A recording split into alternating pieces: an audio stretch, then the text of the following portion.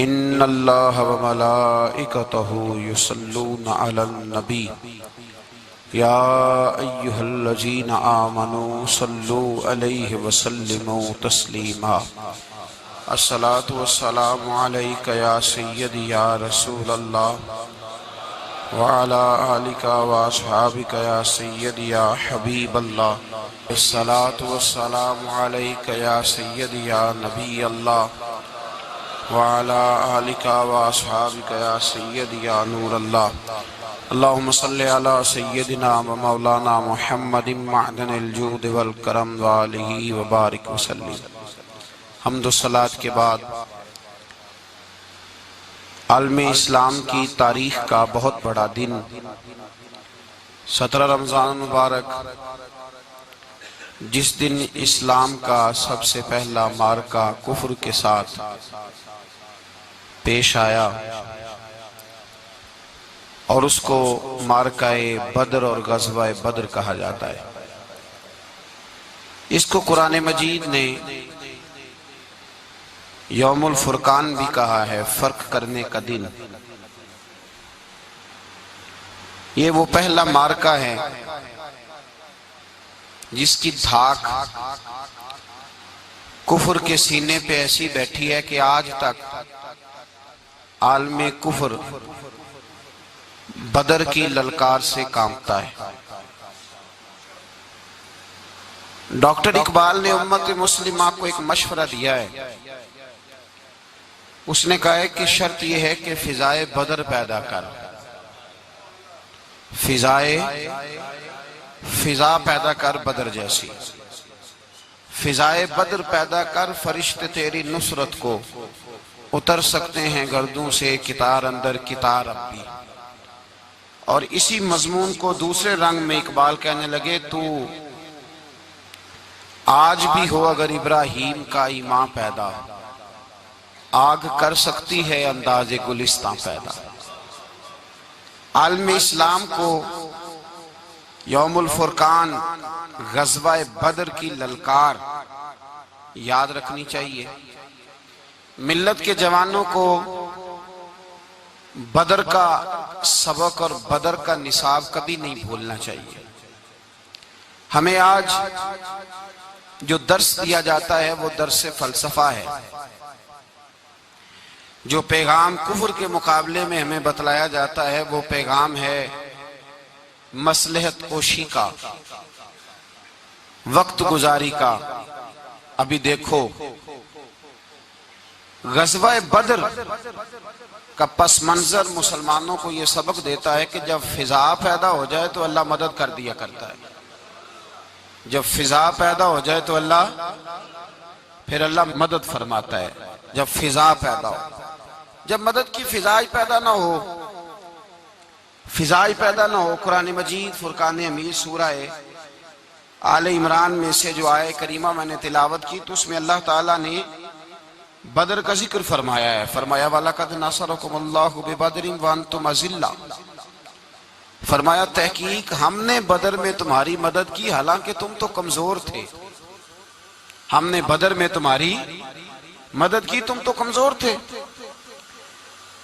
میدان بدر کے اندر اللہ تبارک و تعالیٰ نے مدد فرمائی، نصرت فرمائی مسلمانوں کی، اور ایسی کامیابی دی کہ پورا کفر جو اس وقت موجود تھا وہ کانپنے لگا کہ مسلمانوں کے پاس اتنی قوت کہاں سے آ گئی، اتنی طاقت کہ یہ کس طرح مالک ہوئے۔ بغور سمجھیے گا بات کو، ذرا تھوڑا سا پس منظر سمجھ لیں۔ 15 سال تک اعلان نبوت کے بعد نبی پاک صلی اللہ علیہ وسلم نے کسی جنگ کی، کسی لڑائی کی اجازت نہیں دی، کسی قسم کی منع فرمایا، بلکہ فرمایا لکم دینکم ولی دین، تمہارا اپنا دین ہے ہمارا اپنا دین ہے، منع کر دیا گیا۔ مسلمان ہجرت کر کے آ گئے مکہ سے مدینہ، لیکن یہاں بھی قریش مکہ اور کفار مکہ نے عالم اسلام کو، مسلمانوں کو، نبی پاک صلی اللہ علیہ وسلم کو سکون سے بیٹھنے نہیں دیا، پریشان کرتے رہتے تھے۔ اور اس پریشانیوں میں سے ایک بڑی پریشانی جب تک آپ بات کے پس منظر کو نہیں سمجھیں گے آپ کو اصل مضمون سمجھ میں نہیں آئے گا۔ پریشان کرتے تھے مسلمانوں کو، مدینے آ کر پریشان کرتے۔ دنیا کا ایک مزاج ہے، جو آدمی اپنا دروازہ بند کر لیتا ہے لوگ اسے بزدل سمجھتے ہیں، حالانکہ بزدل اور صلح پسند میں فرق ہوتا ہے۔ بزدل اور ہوتا ہے، صلح پسند، کچھ لوگ صلح پسند ہوتے ہیں، لوگ انہیں بزدل کا طعنہ دیتے ہیں۔ تو جو آدمی دروازہ بند کر لیتا ہے نا یا تھوڑا سا احتیاط کرتا ہے تو لوگ سمجھتے ہیں کہ یہ بزدل ہے، کمزور ہے، میں نے ڈانٹا ہے تو بھاگ گیا ہے، حالانکہ ایسا نہیں ہوتا، وہ شخص صلح پسند ہوتا ہے۔ میرے رسول کریم سید عالم صلی اللہ علیہ وسلم کی ذات صلح پسند ہے۔ حضور علیہ السلام نے صلح کو اہمیت دی ہے، اور وَصُلْحُ خیر، صلح ہی بہتر ہے۔ انہی لفظوں کے ساتھ محبوب نے ہمیں تعلیم ارشاد فرمائی ہے، صلح کو درجہ دیا ہے۔ تو 15 سال تک کوئی لڑائی نہیں لڑی۔ اب انہوں نے سمجھا شاید مسلمان بزدل ہیں، یہ تو تلوار ہی نہیں اٹھاتے، یہ تو شاید جانتے ہی نہیں اس فن کو، ان کو تو خبر ہی نہیں۔ یہ کیا کرتے کہ مسلمانوں کو مدینے آ کے تنگ کرتے، گھر تک آ جاتے۔ مکے کے قریش مدینے کے قریب آ کے مسلمانوں کو لوٹ کے لے جاتے۔ کئی دفعہ ایسا ہوا کہ انہوں نے آ کر کے یہاں سے بکریاں، اونٹ اور کئی اور چیزیں چوری کر کے لے گئے۔ تو مسلمان پریشان رہنے لگے۔ اللہ پاک نے طاقت دے دی، قوت دے دی مسلمانوں کو۔ حضرت عمر فاروق جیسے لوگ کلمہ پڑھ گئے، حضرت امیر حمزہ جیسے لوگ آ گئے، حضرت ابو عبیدہ بن جراح جیسے لوگ آ گئے، حضرت سیدنا سعد بن ابی وقاص جیسے دلیر اللہ نے عالم اسلام کو عطا فرمائے۔ قوت آ گئی۔ حرِّض المؤمنین علی القتال، محبوب اب تیار کریں مومنوں کو لڑائی کے لیے۔ ایک قافلہ آ رہا تھا، ابو سفیان مال لے کے ایک سفر پہ نکلا ہوا تھا، اس میں قریش کے سارے لوگوں کا مال تھا۔ اس زمانے میں بھی پارٹنر بن کے کاروبار ہوتا تھا، سارے مکے والے ایک بندے کوئی مال دے کے بھیج دیتے تھے، میرا بھی بیچ آنا، میرا بھی بیچ آنا۔ وہ سال کے بعد ایک ہی جاتا تھا، سارے جا کے۔ عرب کے جاہل معاشرے کے اندر بھی دھوکہ کرنا اور جھوٹ بولنا عیب سمجھا جاتا تھا، لوگ کسی کے پیسے پر نظر نہیں رکھتے۔ یہاں معاذ اللہ لوگ کلمہ پڑھ کے اس بات کا خیال نہیں رکھتے کہ مال کس کا ہے اور ہم کس طرح سے اسے استعمال کرنا ہے۔ تو ابو سفیان سب کا مال لے کے نکلے۔ جب یہ مدینے کے واپس آ رہے تھے نا، شام سے ہجرت کر کے مدینے کے پاس سے گزرنے لگے، تو اللہ کے رسول سید عالم علیہ السلام نے مسلمانوں سے کہا کہ چلو ہم بھی ان کا ایک قافلہ روک لیں، انہیں احساس دلائیں کہ تم ہمارے ساتھ زیادتی کرتے ہو تو بازو میں ہمارے بھی قوت ہے۔ اس ارادے کے ساتھ حضور نکلے۔ ابو سفیان بڑے تیز آدمی تھے، کسی نے خبر کر دی کہ وہ تو آ رہے ہیں تیرا قافلہ روکنے کے لیے۔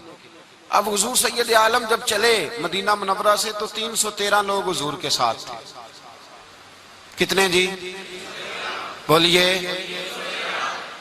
313۔ تحقیق یہ ہے کہ 312 تھے، حضرت عثمان غنی کو شامل کیا گیا بدریوں میں، لیکن حضور انہیں چھوڑ گئے تھے، اس لیے کہ ان کی زوجہ اور نبی پاک کی پیاری صاحبزادی بڑی علیل تھی، فرمایا تو میری بیٹی کے لیے رہ جا۔ تو 313 لوگ حضور لے کے نکلے، 6 زرہیں، 8 تلواریں، چند گھوڑے۔ خود رسول پاک صلی اللہ علیہ وسلم جس گھوڑے پہ تھے، گھوڑا ایک تھا، سواریاں 3 تھی۔ حضرت مولا علی بھی تھے، جناب زید بھی تھے، نبی پاک بھی تھے۔ فرمایا کبھی تو بیٹھے گا، کبھی علی بیٹھیں گے، کبھی زید بیٹھیں گے، کبھی میں بیٹھوں گا۔ جب حضور کی پیدل چلنے کی باری آتی تو حضرت زید عرض کرتے حضور نہیں آپ بیٹھ جائیں، میں پیدل چلتا ہوں۔ حضرت علی کہتے حضور آپ بیٹھ جائیں، میں پیدل چلتا ہوں۔ تو حضور فرماتے تمہیں ثواب کی زیادہ ضرورت ہے، مجھے بھی تو ضرورت ہے نا۔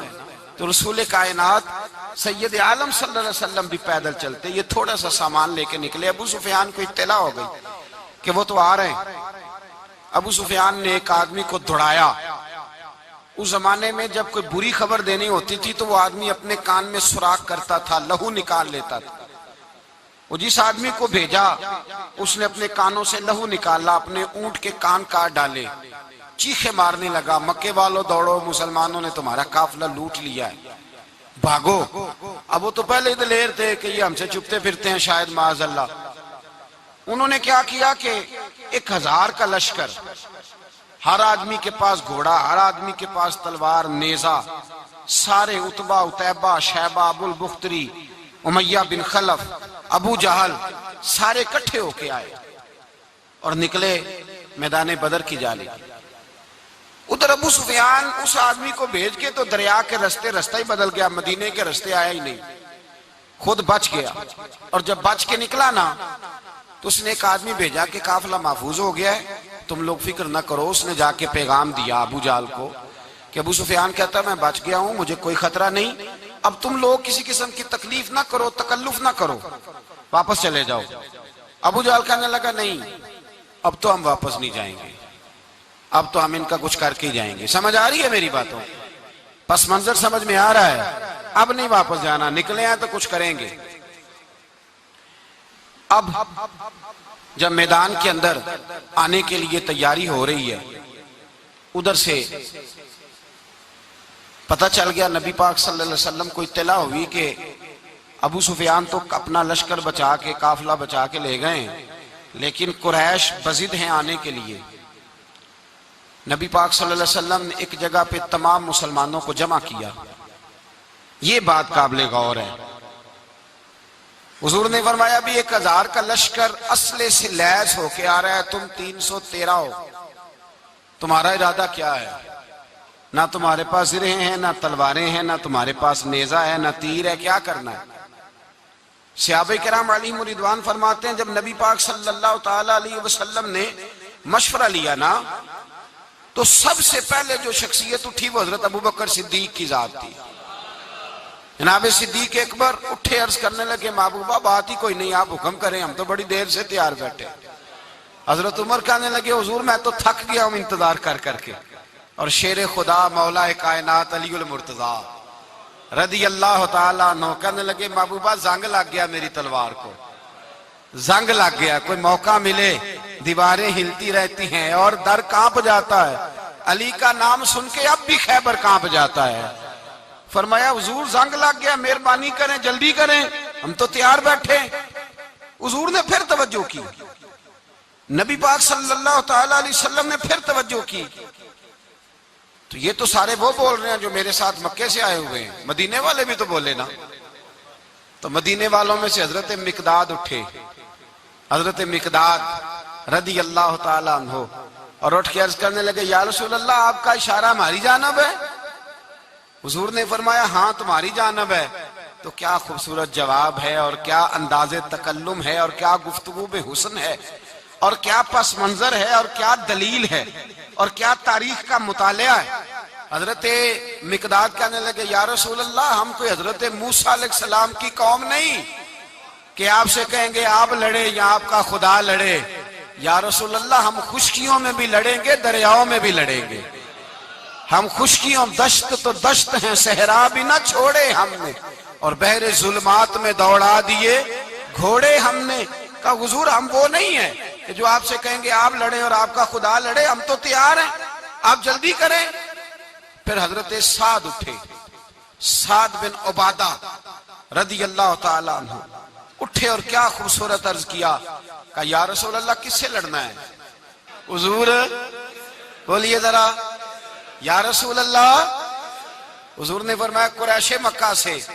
تو صحابی کا وجد دیکھیے گا، انداز دیکھیے گا، کہنے لگے حضور سنا ہے جن نظر نہیں آتے، دیو نظر نہیں آتے، سنا ہے دکھائی نہیں دیتے، محبوبہ آپ حکم کرے میں تو جنوں سے بھی لڑنے کے لیے تیار ہوں، میں تو ان دیکھی جگہوں پہ تلواریں چلا جاؤں گا، نبی کا حکم ہو تو کود جائیں ہم سمندر میں، جہاں کو محو کر دے نعرہ اللہ اکبر میں۔ یا رسول اللہ حکم کریں کس سے لڑنا ہے؟ میرے نبی پاک خوش ہو گئے، حضور خوش ہوئے، چہرے پہ مسکراہٹ دوڑی، فرمایا تم پر کوئی غلبہ پا ہی نہیں سکتا۔ فرمایا چلو اب اٹھو چلیں، نہ تلواریں ہیں، نہ گھوڑے ہیں، نہ کوئی شے ہے، نہ پاس اسلحہ ہے، نہ کوئی بظاہر طاقت ہے۔ حضور اٹھے تو ایک ننھا مجاہد حضرت سعد بن ابی وقاص کے چھوٹے بھائی عمیر بن ابی وقاص قد چھوٹا، حضور نے فرمایا سعد چلے عمیر رہ جائے، سعد چلے اور عمیر یہ چھوٹے ہیں۔ حضرت سعد کہتے ہیں میری عمر ابھی اس وقت تھوڑی تھی، میں 16-17 سال کا جوان تھا، تو بھائی اس سے بھی چھوٹے تھے، فرمایا تو رہ جا۔ اللہ اکبر۔ تو کہتے ہیں دیکھو عمر دیکھو، اور منانے کا انداز کیا ہے، جا رہے ہیں جہاد کے لیے، تو بچہ رو نہیں پڑتا گھر میں؟ حضرت عمیر رونے لگے، کہنے لگے نہیں نہیں میں نے بھی جانا ہے۔ رونا کہاں جانا ہے بھائی؟ کوئی کھیلنے جا رہے ہیں، کوئی کھیلنے جا رہے ہیں، سیر کو جا رہے ہیں، کوئی جو ہے وہ کسی تفریح کے لیے نکل رہے ہیں، نہیں میں نے بھی جانا ہے۔ حضور نے فرمایا بیٹے تلواروں کی چھاؤں میں جا رہے ہیں، وہاں گرجدار آوازیں ہوں گی، وہاں سینے کٹیں گے، گردنوں پہ ضرب لگے گی۔ تو حضرت عمیر بن ابی وقاص نے نا اپنی ایڑیاں اٹھا لی، پنجوں کے بل کھڑے ہو گئے، کہنے لگے سونیا میں گردن کٹانے کو تیار ہوں۔ تو حضور نے فرمایا تیرا بڑا بھائی چلا جو ہے۔ حضرت عمیر کہنے لگے حضور قد میں بڑا ہے، طاقت میں نہیں بڑا، قد میں بڑا ہے طاقت میں۔ کہا یہ قد میں بڑا ہے، جسامت میں بڑا ہے، طاقت میں نہیں بڑا۔ حضور نے فرمایا کیسے پتا چلے گا؟ کہا حضور کشتی کرا لیں، کشتی کرا لیں۔ چشم فلک نے عجیب نظارے دیکھے، محبوبہ کشتی کرا لیں۔ حضور نے فرمایا کرو کشتی، کرا لیتے ہیں، کرو کشتی۔ کشتی شروع ہوئی تو سبحان اللہ کیسی عجیب اور منفرد کشتی ہے۔ حضرت سعد بن ابی وقاص رضی اللہ تعالیٰ عنہ کہتے ہیں میرا بھائی پہلوان کشتی سے پہلے گلے ملتے ہیں نا، تو کہتے ہیں گلے ملنے آئے تو حضرت عمیر میرے کان میں کہنے لگے تیرا تو نمبر لگ ہی گیا ہے، اور محبوب جسے قبول کر لے پھر اسے درگزر، اسے رد نہیں کرتے، تیرا تو لگ گیا ہے، تو یار چل تھوڑی دیر کے لیے گر جا بھائی، جو ہوا چل تھوڑی دیر کے لیے گر جا، میں بھی سلیکٹ ہو جاؤں گا، تیرا کیا بگڑے گا۔ قربان جائیں امام زرقانی کہتے ہیں نبی پاک کی آنکھوں میں آنسو آ گئے، حضور نے بات سنی تو رو پڑے، فرمایا ہم پر بھی کوئی غلبہ پا سکتا ہے؟ جس قوم کے 14 سال کے بچے لڑنے کو تیار ہوں انہیں کوئی گرا سکتا ہے؟ تو فضائے بدر پیدا کر، فرشتے تیری نصرت کو اتر سکتے ہیں گردوں سے، کتار اندر کتار۔ اب بھی تھوڑی دیر کے لیے بھائی آپس میں لڑے، گتھم گتھا ہوئے، پھر بڑا گر گیا، چھوٹا پشت سینے پہ سوار ہو گیا۔ میرے رسول پاک نے فرمایا چلو بھئی تمہارا دونوں کا جانا ہی مقبول ہو گیا ہے، چلو۔ یہ انداز تھا نہتے 313 بشر شوق شہادت میں۔ نہتے اس کو کہتے ہیں جس کے پاس اسلحہ نہ ہو۔ نہتے 313 بشر شوق شہادت میں نکل آئے تھے میدان میں محمد کی قیادت میں، نہ تیگ و تیر پہ تکیا، نہ خنجر پر نہ بھالے پر، بھروسہ ہے تو ایک سادی سی کالی کملی والے پر، بھروسہ ہے تو ایک سادی سی کالی، زیادہ مہنگی بھی نہیں، سادی سی کالی کملی والے پر، بھروسہ ہے تو ایک سادی سی کالی کملی والے پر۔ میرے مصطفیٰ کریم علیہ السلام کا لشکر میدان کی جانب، ادھر کفار جوش و خروش سے طے پایا رستے میں۔ ابو جہل نے کہا کہ روز ایک سردار اونٹ ذبح کرے گا، گانے گانے والی عورتیں گانے گائیں گی، بدر کی فضا دیکھ لیں، گانے والی گانے گائیں گی، روز ایک اونٹ ذبح ہوگا، شراب کے دور چلیں گے معاذ اللہ، اور مسلمانوں کے خلاف جوش پیدا کیا جائے گا۔ ادھر کھانے کے لیے شے کوئی نہیں، کوئی طاقت نہیں، تو یہاں کیا ہوگا؟ میرے حبیب نے فرمایا راتوں کو سجدے کریں گے، دن کو اٹھ کے اللہ اکبر کے نعرے لگائیں گے۔ یہاں عبادتیں ہیں، ریاضتیں۔ میرے رسول کریم سید عالم صلی اللہ تعالی علیہ وآلہ وسلم سے پہلے کفار پہنچ گئے، انہوں نے پہنچ کر بدر کے میدان میں قبضہ کیا، جہاں کنویں تھے سب پہ قبضہ کر لیا، جو زمین خشک تھی ریتلی تھی وہ چھوڑ دی، اور جو زمین ہموار تھی اس پہ قبضہ کر لیا۔ جب نبی پاک صلی اللہ علیہ وسلم تشریف لے کر کے گئے تو ریتلی زمین، تپتی ہوئے صحرا، 17 رمضان کا دن، صحابہ نے روزے رکھے ہوئے، روزے رکھے ہوئے صحابہ نے کیا کیا ہوا ہے؟ کیا کرنے گئے؟ پکی گل لے تو یہ بولے تھوڑے ہو نا، میں کہ شاید کچھ حق ہوئے۔ کیا کرنے گئے تھے؟ روزہ رکھ کے، اللہ خیر ہی کرے۔ ہمارے یہاں تو روز نیا بہانا ہوتا ہے، کہتے میں کام تے جانا، میرا تو نہیں نہ بنتا، روز نیا بہانا ہے، کہتے نہیں میں تو مزدور آدمی ہوں۔ کس طرح کی بات کرتے ہو؟ اللہ نے فرض کیا ہے تو اس کا مطلب ہے کہ گزارا ہو سکتا ہے، چل سکتا ہے، تبھی تو فرض کیا ہے۔ حضور نے فرمایا روزے کھول دو بھائی، پر کون کھولے؟ کوئی نہیں تیار۔ اب اللہ کے رسول نے خود گھوڑے کے اوپر بیٹھ کر کھجور کھائی دوپہر کے وقت، جب حضور نے کھولا تو تب سب نے کھولا۔ 17 رمضان نبی پاک صلی اللہ علیہ وسلم کے آنے سے پہلے انہوں نے کنووں پہ بھی قبضہ کر لیا، ہموار زمین، حضور آئے تو ریتلی زمین ملی، وہیں صحابہ نے ڈیرے لگائے۔ اب پانی کوئی نہیں، کوئی شے نہیں، تپتا ہوا صحرا، اوپر سے سورج گرمی برسا رہا ہے۔ حفیظ جلندری کہتے ہیں کہ زمین دعا مانگنے لگ گئی، زمین دعا مانگنے لگی، زمین کہنے لگی خدا بندہ مہربانی فرما، تیرے رسول آئے ہیں تو اب ذرا مجھے ٹھنڈا نہیں کر دیتا۔ حفیظ جلندری کا نظریہ ہے، وہ کہتے ہیں زمین دعا مانگنے لگی، زمین کہنے لگی مولا تیرے حبیب کے قدم جب میری اس خاک پہ آئے، الہی حکم دے سورج کو اب نہ آگ برسائے۔ زمین کہتی ہے تیرے حبیب کے قدم جب میری اس خاک پہ آئے، الہی حکم دے سورج کو اب نہ آگ برسائے۔ میرے دامن سے گر ان کو ہوائے گرم آئے گی تو مجھ کو رحمت للعالمین سے شرم آئے گی۔ میرے دامن سے گر ان کو ہوائے گرم آئے گی تو مجھ کو رحمت للعالمین سے، زمین کہنے لگی مجھے شرم آئے گی کہ محبوب آئے ہیں اور میں، یا اللہ مہربانی کر۔ حفیظ جلندری ویسے تو حضور کی دعا، صحابہ کی دعا، سب کی بات ہے، وہ کہتے ہیں زمین نے دعا مانگی، جب دعا مانگی تو اللہ نے بارش عطا کر دی۔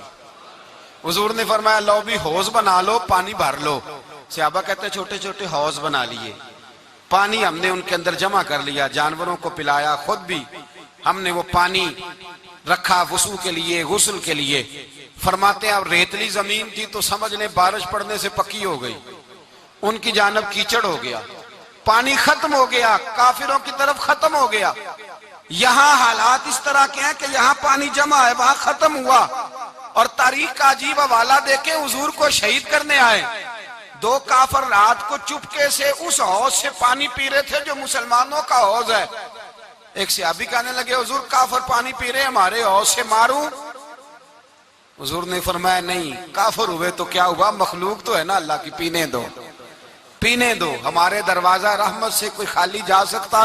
ایسا کی تیری خیر تیرے میں کدے کی خیر، ایسی پلا کہ جس کا نشہ عمر بھر رہے، اور پلا کے گرانا تو سب کو آتا ہے، مزہ تو تب ہے کہ گرتوں کو تھام لے ساکی۔ کہا نہیں، پینے دو انہیں۔ میرے رسول کریم سید عالم صلی اللہ علیہ وسلم نے میدان بدر میں پڑاؤ کیا، کافر ساری رات دندناتے رہے، شور کرتے رہے۔ جاسوسی کا ایک معیار ہوتا تھا، اب تو فوجوں کی وردی ہوتی ہے، پہچانے جاتے ہیں فوجی کس ملک کے ہیں، کس علاقے کے ہیں، کس جگہ سے ان کا تعلق ہے۔ اس زمانے میں کوئی وردی نہیں ہوتی تھی، ہر قبیلے کا آدمی ہوتا تھا تو لوگ گھس جاتے تھے، جاسوسی آسان ہوتی۔ آئے رات کا وقت ہے تو کچھ جاسوس بھیجے ابو جہل نے، کہا پتہ کر کے آؤ بندے کتنے، اسلحہ کتنا ہے، جوان کتنے، بوڑھے کتنے، ان کا انداز کیا ہے، سارا معلومات کر کے آؤ۔ کفر کی جو معلومات ہیں اس پر ذرا غور کریں۔ اب وہ شخص آیا، جا کے ابو جہل سے کہنے لگا 313 ہیں، 6 زرہیں اور 8 تلواریں، کوئی کھانے پینے کا سامان نہیں، اور کچھ بچے بھی ہیں، کچھ بوڑھے بھی ہیں، عمیر بن ابی وقاص بھی ہیں، ابو عبیدہ بن جراح جیسے بوڑھے بھی ہیں، کچھ لمبا چوڑا انتظام کوئی نہیں۔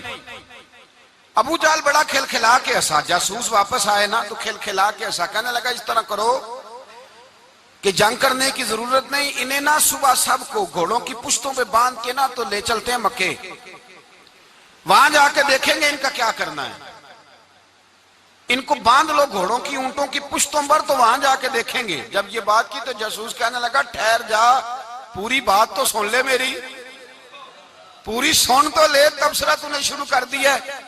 اس نے کہا چل سنا پوری۔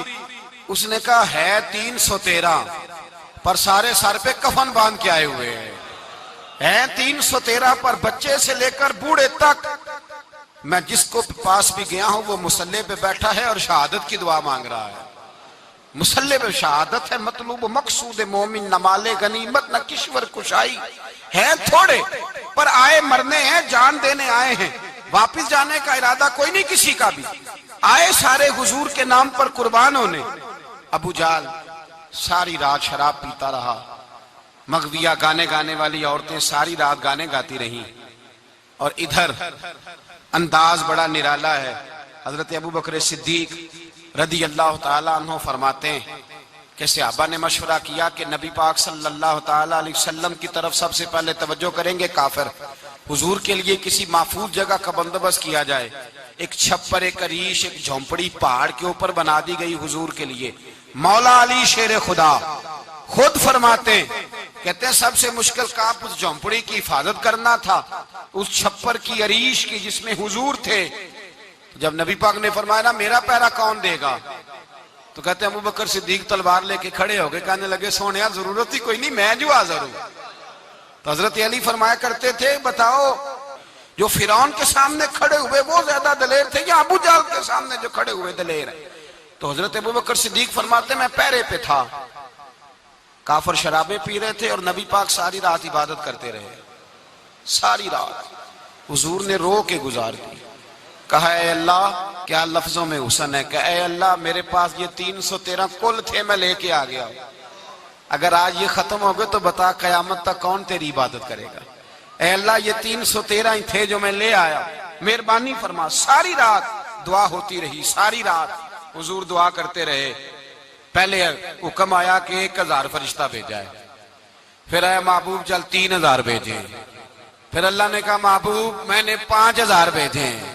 حضرت علامہ ہزاروی کہا کرتے تھے کہ نہیں، رب کریم نے فرمایا 5000 بھیجے ہیں، تو محبوب نے کہا نہیں مولا اس طرح نہیں، میرے فرشتے نہ بھیج، تیرا وعدہ تھا میں بھی آؤں گا، تیرا وعدہ تھا میں بھی آؤں گا. اور وہ اپنے انداز میں فرمایا کرتے تھے سانو کل کے وچ میدان بدر تے آپوں بہ رہے ہیں یار کنارے تے تیرا وعدہ تھا میں بھی آؤں گا.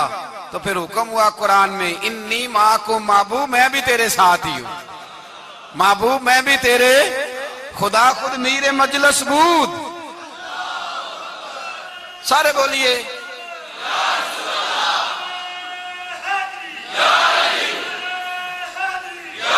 بھئی آج تو دن ہے نا نعرے لگانے کا، یوم البدر منا رہے ہیں، تو آج تو ٹھنڈا ٹھنڈا نعرہ نہ لگائیں. میں نے اپیل کی تھی کہ نعرہ تحقیق بھی لگایا کریں.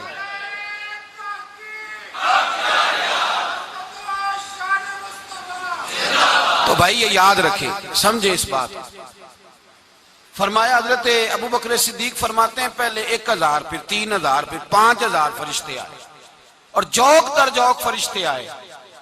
کہتے ہیں سرکار ساری رات روتے رہے، ساری رات. تیرے صرف اسلحے سے ہی اللہ کی مدد نہیں آئے گی، تو نے ایٹم بم بنا لیا اور توفیق عید کی نماز کی بھی نہیں، اس سے تھوڑی مدد آئے گی. میرے مصطفیٰ کریم سید عالم صلی اللہ علیہ وسلم نے فرمایا امت کو درس دیا، اسلحہ بھی جمع کرنا، طاقت بھی اکٹھی کرنا، صفیں بھی بنانا، اپنے اندر اتحاد بھی پیدا کرنا. لیکن اگر تم نے کفر پر غلبہ حاصل کرنا ہے تو اس کے لیے خدائی مدد کی ضرورت ہوگی. اگر تم سے اللہ کی مدد روٹھ گئی تو جتنے مرضی اسلحے جمع کرتے پھرو، جتنی مرضی طاقتیں اکٹھی کرتے پھرو، پھر جس قدر مرضی تم ایٹم بم بناتے پھرو، جب خدائی مدد ہی تمہارے ساتھ نہیں تو کیسے نظام چلے. تو حضرت ابو بکر صدیق فرماتے ہیں ساری رات، حتیٰ کہ میں بے چین ہو گیا. حضور سجدے میں تھے تو میں حضور کے اوپر لیٹ گیا. میں نے کہا محبوب بس کریں، اٹھ کے دیکھے تو صحیح میرے اللہ نے کتنی مدد نازل فرما دی ہے. صبح رسول پاک تشریف لائے. صحیح مسلم، ابو داؤد، کتابوں کے نام یاد رہیں گے. حضرت انس بن مالک حدیث کے راوی ہیں، کہتے ہیں حضور اٹھے اور ایک دن پہلے چھڑی لے کے میدان میں آئے. ایک دن پہلے اٹھے. دیکھو میرے محبوب کے علم کی شان. میرے اعلیٰ حضرت فرماتے ہیں اور کوئی غیب تم سے نہا ہو بھلا جب خدا ہی نہ چھپا رہا. اور کوئی غیب تم سے نہا ہو بھلا جب خدا ہی نہ چھپا رہا. تم پر کروڑوں درود. اور ہمارے ایک شیخ تھے علامہ تحسین رضا صاحب رحمۃ اللہ علیہ، ان کا بڑا خوبصورت شعر ہے. وہ فرمایا کرتے تھے علم غیب رسول کے منکر اس حقیقت کو بھول جاتے ہیں، غیب مانا کہ راز ہے لیکن راز اپنوں سے کب چھپاتے ہیں، راز مانا غیب مانا کہ راز ہے لیکن راز اپنوں سے کب چھپاتے ہیں۔ ایک دن پہلے حضور میدان میں آئے، صحیح مسلم کی حدیث ہے، اور محبوب پاک صلی اللہ علیہ وسلم کے دست مبارک میں چھڑی ہے۔ حضرت انس کہتے ہیں حضور میدان میں آئے اور حضور نے لکیر کھینچی، فرمایا کل یہاں ابو جال مرے گا۔ کب مرے گا؟ یہاں مرے گا۔ فرمایا یہاں عتبہ مرے گا، یہاں عتبہ مرے گا، یہاں ولید مرے گا۔ حضرت انس فرماتے ہیں میری لکیروں پہ نظر تھی، لوگ جنگ لڑتے رہے، میں لکیریں دیکھتا رہا۔ اللہ کی عزت کی قسم جہاں حضور نے چھڑی رکھی تھی، جو مرا وہیں آ کے مرا ہے، جو مرا ہے وہیں آ کے، جو دن کو کہہ دیا دن ہے تو دن نکل آیا، جو شب کو کہہ دیا شب ہے تو رات ہو کے رہی۔ خدا نے ان کی زبان کو وہ اختیار دیا، جو نکلی منہ سے ان کے وہ بات ہو کے رہی۔ فرمایا جہاں حضور نے چھڑی رکھی تھی، جو مرا ہے وہیں آ کے مرا ہے میرے رسول کریم سید عالم صلی اللہ تعالی علیہ وسلم نے اگلے دن صبح اٹھ کے صف بندی بنوائی۔ حضور نے اپنے ہاتھ کے اندر چھڑی لے لی، فرمایا چلو ابھی صفیں سیدھی کرو۔ کیا کرو؟ کرانی چاہیے نا صفیں سیدھی، ہمیں کر بھی لینی چاہیے نا۔ حضور نے فرمایا تم صفیں سیدھی کرو، اللہ تمہارے دل سیدھے کر دے گا۔ تو یہاں سیدھے کرانے والے ہوتے ہیں، کرنے والا۔ اور میرے نبی پاک صلی اللہ علیہ وسلم نے فرمایا جب تم نماز کے لیے صفیں سیدھی کرتے ہو تو رب تو تمہیں دیکھ کے مسکراتا ہے، جو اس کی شان کے لائق ہے۔ حضور صفیں سیدھی کرا رہے تھے۔ حضرت سواد انصاری ایک صحابی تھے، تو پیٹ ان کا بڑا تھا۔ حضور نے چھڑی رکھی، فرمایا پیچھے ہٹ تھوڑا سا، بڑا پیٹ تھا۔ چھڑی لگائی نہ تو کہنے لگے حضور کیوں ماری ہے چھڑی آپ نے مجھے؟ نبی پاک صلی اللہ علیہ وسلم نے فرمایا چل ناراض نہ ہو، بدلہ لے لے۔ کہنے لگے لائیں دے بدلہ۔ حضور نے چھڑی پکڑائی تو کہنے لگے کپڑا ہٹائیں۔ حضور نے کپڑا ہٹایا تو جسم اقدس چومنے لگے۔ کہنے لگے محبوبہ پتہ نہیں تھوڑی دیر کے بعد کیا بننا ہے۔ میں نے کہا جاتی جاتے بوسے ہی لے لوں حضور، بوسے ہی لے لوں جاتے جاتے مصطفیٰ کریم۔ اور یہ واقعات کئی صحابہ کے، حضرت عکاشہ بن محصن کا بھی ہے اور بھی کئی لوگوں کا۔ میرے رسول پاک علیہ السلام میدان بدر میں، بدر کی فضا عرض کر رہا ہوں، دو صحابی تھے، ایک کا نام حضرت حذیفہ بن یمان اور ایک کا نام حضرت حسیل۔ یہ دو صحابی ہیں رسول پاک صلی اللہ علیہ وسلم۔ یہ کہیں سے آ رہے تھے واپس، ابو جہل کی ملاقات ہو گئی۔ جنگ میں جا رہے ہو، اپنے نبی کے لیے آئے ہو، مدد کرو گے؟ انہوں نے کہا نہیں ہم تو ویسے ہی آ رہے تھے۔ ابو جہل نے کہا اگر ویسے ہی آ رہے تھے تو ٹھیک ہے جاؤ، وعدہ کرتے ہو لڑو گے تو نہیں؟ کہا نہیں لڑیں گے۔ یہ دونوں وعدہ کر کے آ گئے حضور کے پاس، کہا یا رسول اللہ ہم نے اس سے وعدہ کر لیا ہے لیکن ہمارا ارادہ تو لڑائی کرنے کا ہے، ہمیں تو یہاں کے پتہ چلا ضرورت بڑی ہے۔ تو نبی پاک صلی اللہ علیہ وسلم نے فرمایا تم نے وعدہ کر لیا اب تم نہیں لڑو گے۔ کہا یا رسول اللہ کافر سے وعدہ کیا ہے۔ میرے نبی پاک نے فرمایا کیا تو مومن نے ہے نا۔ کس نے کیا ہے؟ اللہ اکبر۔ کوئی وعدوں کی پاسداری نہیں کرتا۔ میدان بدر میں جہاں ایک ایک فرد کی ضرورت ہے، ایک ایک فرد کی، وہاں رسول پاک نے فرمایا مومن نے وعدہ کیا ہے لہٰذا ہم دو مجاہد کاٹتے ہیں۔ فرمایا تم بیٹھ جاؤ تم نہیں لڑو گے۔ اب دونوں لشکر آمنے سامنے ہوئے، آمنے سامنے۔ سب سے پہلے آنے والوں میں سے ادھر سے ولید آیا، عتبہ آیا، اس کا بھائی شیبہ آیا، یہ تین آئے۔ کہنے لگے حضور ہمارے مقابلے میں بھیجے۔ نبی پاک نے انصار میں سے بھیجا، کہنے لگے یہ نہیں ہمیں چاہیے، ہمارے مقابلے میں قریشی اور ہاشمی بھیجو۔ برادری کا بڑا شوق تھا نا قریشی۔ حضور نے فرمایا چلو تمہارا جلدی مرنے کا ارادہ ہے تو بھیج دیتے ہیں، ٹھیک ہے تمہارے پائے کے بھیج دیتے ہیں۔ حضور نے فرمایا چلو امیر حمزہ اٹھو۔ حضرت امیر حمزہ اسد اللہ و رسولہ اٹھ کے کھڑے ہو گئے۔ فرمایا چلو علی آپ بھی اٹھو۔ شیر خدا تو یوں اٹھے کہ جیسے پہلے سے ہی کھڑے تھے۔ حضور نے فرمایا چلو ابو عبادہ بھی اٹھے، تینوں صحابی اٹھے۔ حضرت عبادہ ذرا بوڑھے تھے، ان کے لیے تھوڑا مشکل ہوا دشمن کو سنبھالنا، باقی تو دونوں نے کاٹ کے رکھ دیے دشمن۔ اور حضرت علی رضی اللہ تعالیٰ نے دیکھا نا جناب عبادہ ذرا زخمی ہو گئے، دشمن ان کا بھاری ہو رہا تو دوڑے گئے، مارا حضرت عبادہ کا دشمن بھی مارا، اور جناب ابو عبادہ کو کندھوں پہ اٹھا کے در رسول پہ لے گئے۔ کہنے لگے سونیا یا رسول اللہ آپ کے دشمن میں مار آیا ہوں، غلام بچا کے لے آیا ہوں، یہ میں لے آیا ہوں آپ کی، یہ شان ہے حضرت علی شیر خدا کرم اللہ۔ اب جنگ کا نکارہ بجا، کہاں 1000؟ ایک مورخ کہنے لگا نہیں پورا 1000 نہیں تھا، 950 تھا۔ میں کہا چل تو 900 کر لے یار، اس میں کون سی حرج والی بات ہے، پھر بھی 900 اور 300 کا کیا مقابلہ، اور پھر اسلحے سے لیس 1000 کا لشکر۔ میرے رسول کائنات سرور عالم صلی اللہ علیہ وسلم جب جنگ چھڑی، امیہ بن خلف بڑا مارتا تھا حضرت بلال کو، جناب بلال کے قابو ہی آ گیا، حضرت بلال کے قابو آ گئے، کہنے لگا معافی مل جائے گی، معافی مل جائے گی، معافی مل جائے گی، دوڑنے لگا۔ حضرت عبد الرحمن بن عوف کہنے لگے بلال جب کوئی معافی مانگے تو دے دینی چاہیے، فرمایا سب کو دینی ہے، اس ظالم کو نہیں دینی۔ پکڑ کے مارا جناب سیدنا بلال حبشی رضی اللہ تعالیٰ، پکڑ کے مارا، فرمایا مجھے بڑی سزائیں دیتا تھا۔ اس امت کا فرعون ابو جہل نے ساری زندگی ستایا ہے، 2 چھوٹے چھوٹے بچے معوذ اور معاذ، اور ان کی عمریں 17 سال سے کم بتائی جاتی ہیں، اور حسین لفظ ہیں۔ حضرت عبد الرحمن بن عوف کہتے ہیں دونوں میرے پاس آئے، اور ایک روایت میں یوں بھی انداز ہے، کہتے ہیں ایک بھائی کا قد چھوٹا تھا، تلوار اونچی تھی اس سے، اور آئے، اور یہ لفظ ہیں تاریخ میں محفوظ، آئے آ کے کہنے لگے عبد الرحمن سے چچا ابو جہل کدھر ہے؟ تو میں نے کہا تم نے کیا کرنا ہے؟ ان کا جواب پتہ کیا ہے؟ یہ نہیں کہا کہ دین کا دشمن ہے، یہ نہیں کہا بڑا ظالم ہے اس لیے مارنا ہے، کہا تم کیا کرو گے؟ تو جواب وہ شاہ نامہ اسلام نے اپنے لفظوں میں بیان کیا، کہنے لگے مریں گے۔ زیادہ یہی ہے نا کہ ہم کمزور ہے، پوچھنے کا سٹائل یہ تھا کہ تم بچے ہو، تم نے کیا کرنا ہے؟ تو پتہ ان کا جواب کیا ہے؟ حفیظ جلندری کہتے ہیں وہ کہنے لگے مریں گے یا ماریں گے ناری کو، سنا ہے گالیاں دیتا ہے وہ محبوب باری کو صلی اللہ علیہ وسلم، کہنے لگے ہمارے نبی کو معاذ اللہ برا کہتا ہے، چھوڑیں گے نہیں، جانا ضرور ہے، اگر اسے مار نہ سکے تو مار کے تو آ جائیں گے نا، جانا ضرور ہے۔ تو کہتے ہیں ہم نے اشارہ کیا، میں نے کہا وہ گھوڑے پہ جا رہا ہے وہ دیکھو، کہتے ہیں بس چھلانگے لگاتے دوڑے، بھاگے گئے، ایک نے اچھل کے تلوار ماری، دوسرے نے بھی گرایا، تیسرے نے بھی زخمی کیا۔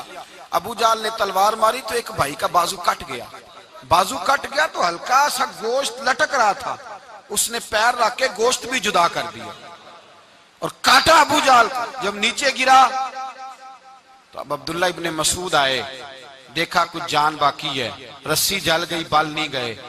حضرت عبداللہ ابن مسعود جب گلا کاٹنے لگے تو کہنے لگا ذرا نا گردن نیچے سے رکھ کے کاٹنا، گردن ذرا نیچے رکھ کے کاٹنا۔ فرمایا کیوں؟ کہنے لگا ذرا سردار ہوں، گردنوں میں پڑی گردن میری اونچی نظر آنی چاہیے، رسی جل گئی پر بال، کہنے لگا ایسا نہ ہو غلاموں میں پڑی ہو تو چودھری کی گردن لہذا ہی نہ نظر آئے، ذرا نیچے سے رکھ کے کاٹنا۔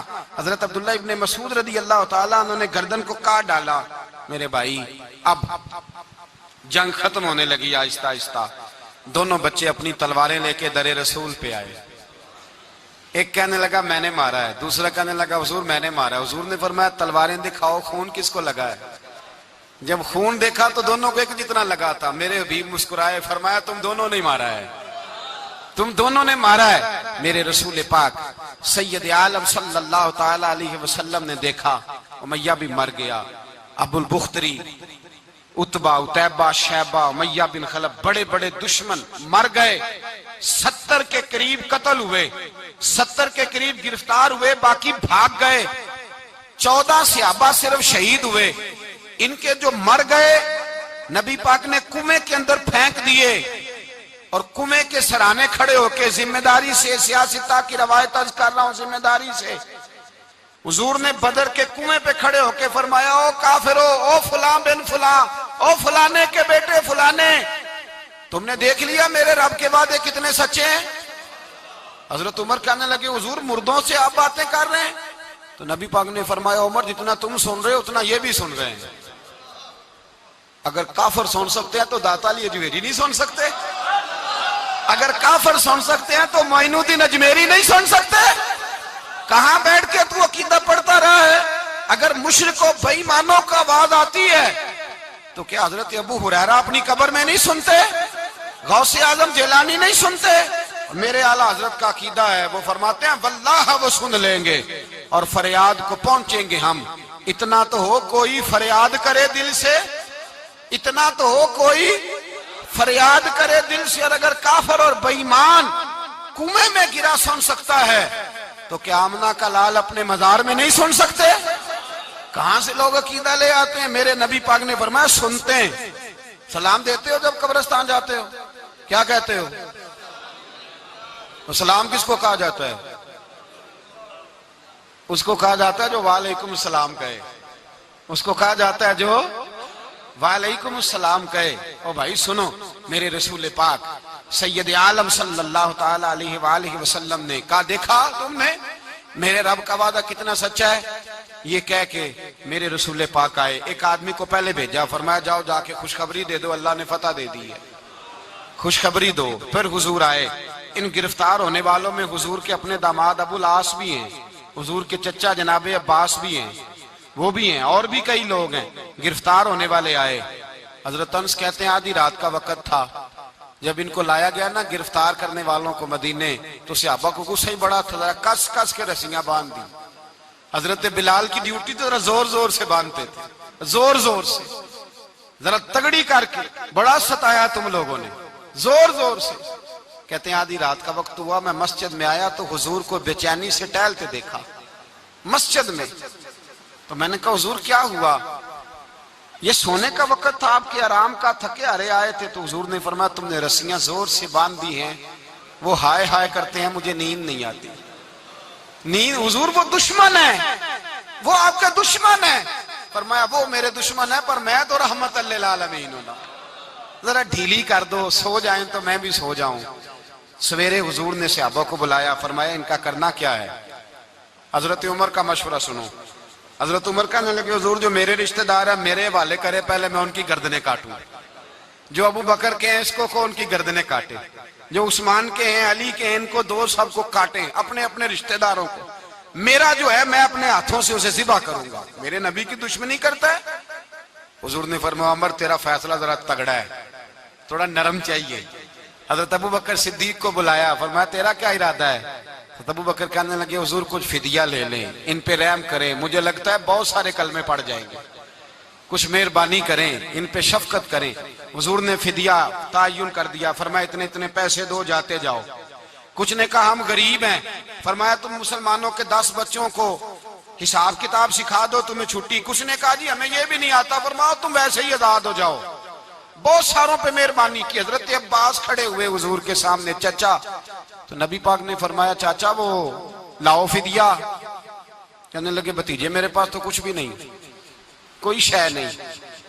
تو حضور نے فرمایا چاچا وہ جس دن تم آ رہے تھے کمرے کا دروازہ اندر سے بند کر کے اتنی بڑی سونے کی اینٹ میری چاچی کو دی تھی, کہا اگر میں بچ کے آ گیا تو ٹھیک ہے, نہ آیا تو تمہارے لیے کافی ہوگی, وہ کدھر ہے؟